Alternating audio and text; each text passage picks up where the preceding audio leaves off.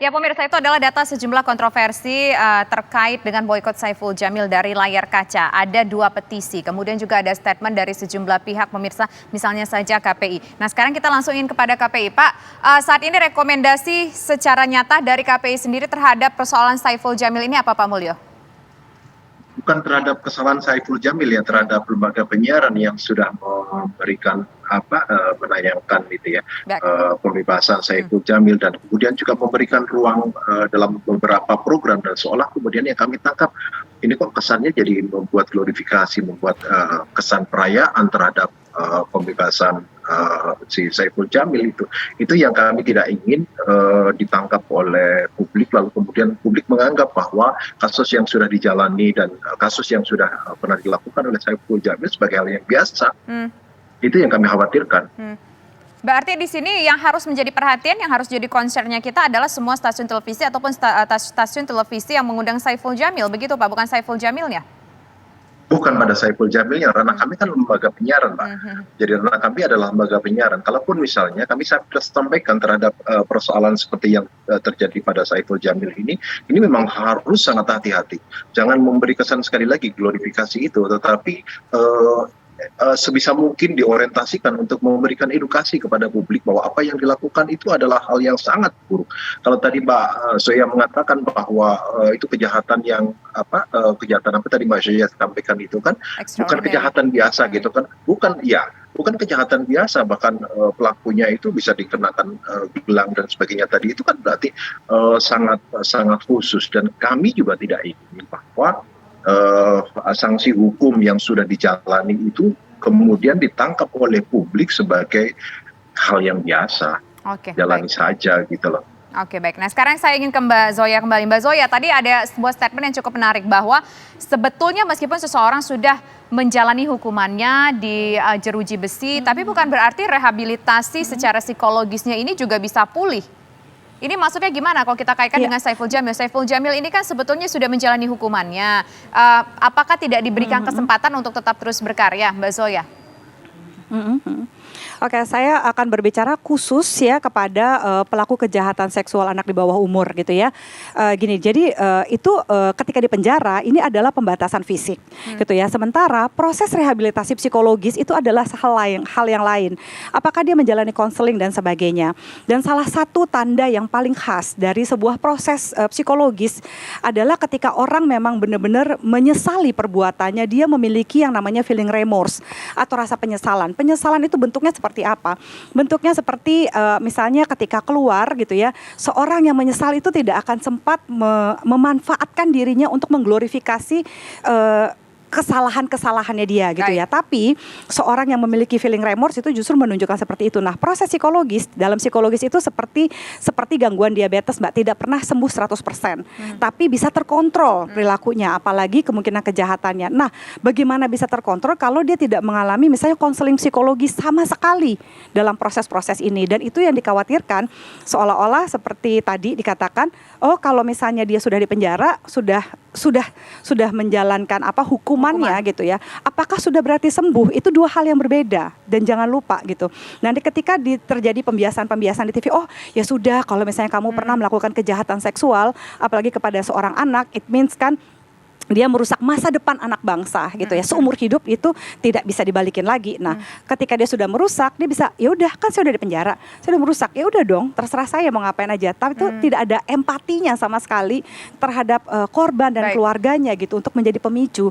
Itu yang sangat disayangkan. Oke, baik. Mbak Zoya, terima kasih atas waktunya sudah bersedia berbincang bersama kami. Nanti kita akan lanjutkan kembali perbincangan bersama dengan Pak Mulyo dan juga Bang Ilham Bintang usai kumandang azan maghrib untuk wilayah DKI Jakarta dan sekitarnya. Berikut ini pemirsa. Selamat menjalankan ibadah salat maghrib bagi Anda yang berada di wilayah DKI Jakarta dan sekitarnya. Kita lanjutkan kembali kabar petang pemirsa sebelum berdiskusi kembali dengan 2 orang narasumber kami yang masih bergabung. Kami punya sebuah informasi di mana ajakan memboikot Saiful Jamil untuk tak tampil di seluruh kanal media terus digaungkan. Hal ini berkaitan dengan trauma yang masih dirasakan oleh korban. Lantas apa kata masyarakat Indonesia terkait pemboikotan ini? Sebenarnya kalau menurut ya, tapi tergantung balik lagi kepada penggemar ya. Penggemar kalau menurut saya sih sepertinya ya kurang sedikit gitu, dengan tanda kutip ya, karena kan satu sisi si anak yang menjadi korban boleh dibilang itu mungkin depresinya masih belum kembali pulih gitu, masih mengingat dengan kejadian Bang Ipul yang pernah lakukan mungkin ya gitu. Tapi ya itu kembali lagi ke orangnya dan yang menilai aja. Penggemarnya kan Bang Ipul banyak. Saya nggak punya posisi pro atau enggak. Cuman kalau saya bilang sih untuk dia nongol kembali itu adalah rezekinya dia. Yang kita nggak bisa menyetop rezeki orang. Mudah-mudahan aja Saiful akan lebih banyak bersedekah lah untuk mengampunin semua dosa-dosanya. Suara masyarakat pemirsa kami potret, ada yang merasa tidak setuju kalau Saiful Jamil ini layar naik lagi ke layar kaca, tapi ada juga yang ngerasa bahwa ya sah-sah aja, itu toh rezekinya dia. Nah sekarang saya ingin kembali ke Bang Ilham Bintang. Bang Ilham Bintang, sebetulnya nih ya, dengan melihat suara masyarakat ini ada yang setuju, ada yang nggak setuju, butuh waktu berapa lama seseorang misalkan sudah pernah berbuat salah, kemudian dihukum, untuk tampil lagi di layar kaca? Menurut analisis Anda itu butuh waktu berapa lama supaya mungkin luka korban ini bisa sembuhlah terlebih dahulu? Kalau mengacu pada kasus politikus yang korupsi, itu kan 4 tahun baru boleh lagi ikut pemilu gitu. Ya kan? Nah kalau saya melihat begini Mbak, kita harus rasional saja bahwa sejauh si Saiful Jamil ini tidak glorifikasi, toh dia punya hak untuk hidup. Seperti halnya sekarang, dia mau ngapain terserah, yang persoalan sama kita ini kan medianya Mbak. Media yang mengantarkan perilaku yang bersangkutan ke hadapan publik, itu yang kita soal. Saya ingin berpesan kepada media kita bahwa ada aturan loh. Jadi media itu, terutama wartawan, selain menaati peraturan perundang-undangan dan kode etik jurnalistik ya untuk media, ada juga yang harus dipatuhi, yaitu sistem nilai di dalam masyarakat kita. Yang sistem nilai yang sama itu adalah yang menolak kasus-kasus pedofil seperti ini gitu, atau LGBT dan lain sebagainya. Yang kedua, memang ada gium pada pers bahwa fakta merupakan dasar sebuah berita. Tetapi wartawan yang baik akan memilih, akan tahu bahwa tidak semua fakta dapat diberitakan. Dalam konteks inilah diminta kearifan media-media untuk tidak lantas kemudian mengglorifikasi, sehingga kontraproduktif hukumannya 2 tahun penjara itu tidak akan berguna sebagai penjaraan kalau media memberi dia saluran untuk menggambarkan kepahlawanannya dia gitu. Ya Mbak, Oke. saya. Oke, baik. Sekarang saya ingin ke Pak Mulyo. Pak Mulyo, ini kan tadi sejumlah jawaban menunjukkan bahwa, dan Bapak juga setuju tadi bahwa medianya lah di sini yang memang harus mendapatkan perhatian, bukan Saiful Jamilnya yang kita ingin soroti, tetapi bagaimana cara media bersikap seperti itu. Nah, dari Anda sendiri, dari KPI sendiri, apakah sudah berkomunikasi dengan media bersangkutan ataupun juga sudah memanggil sejumlah media agar ya hati-hatilah membawa ataupun menampilkan Saiful Jamil ini ke layar kaca? Pak Mulyo. Iya, kemarin malam sebetulnya Ketua sudah komunikasi dengan beberapa direktur lembaga penyiaran karena kami melihat eskalasi sentimen negatif itu lumayan tinggi, terutama puncaknya itu kan terjadi pada tanggal 3 gitu ya. Dalam catatan kami itu ada sekitar 20 per hari ini jam 4 tadi itu ada sekitar 22.000 dan 19.000 diantaranya itu sikapnya adalah memberikan respon yang negatif gitu ya. Nah dari situlah kemudian yang biasanya menjadi dasar kami ketika kemudian kami tidak menemukan ada satu pasal secara spesifik yang bisa dipakai untuk memberikan sanksi.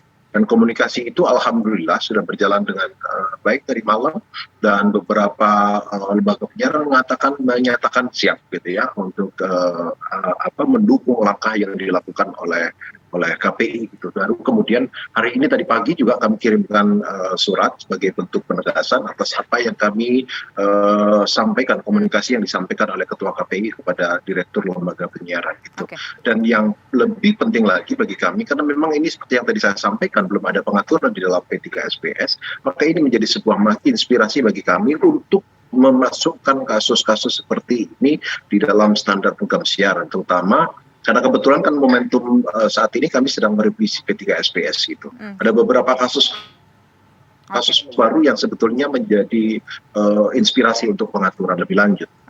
Pak, begini, kalau dengan demikian kita ingin tahu nih Pak, jadi keputusannya bolehkah stasiun televisi ataupun kanal YouTube ataupun apalah itu media-media konvensional yang ada mengundang Saiful Jamil untuk hadir menjadi bintang tamu mereka? Tapi nanti dijawab ya Pak Mulyo ya, usai jeda berikut. Kami kembali sesaat lagi pemirsa.